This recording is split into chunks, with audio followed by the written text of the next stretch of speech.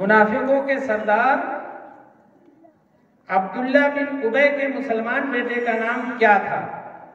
Abdullah. Very good, शाबाश। लगा दिया था।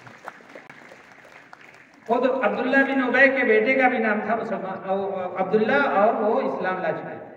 मदीना वालों में इस्लाम की तबलीग के लिए आपने सबसे पहले किसको मुबल्लिग बनाकर भेजा? मुसाब बिन उमैर रज़ी अल्लाह। शाबाश।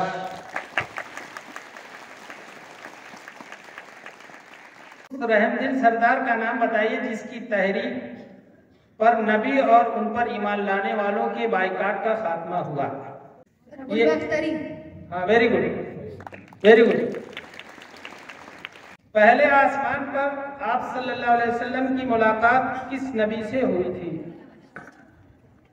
आदम अलैहिस्सलाम। वेरी गुड, शाबाश।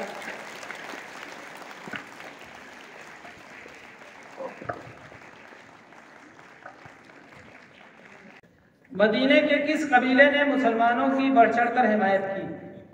कबीले किज़ा। बैठ जाइए, ये सवाल ट्रांसफर हो रहा है मीटिंग को। खज़रज। Very good.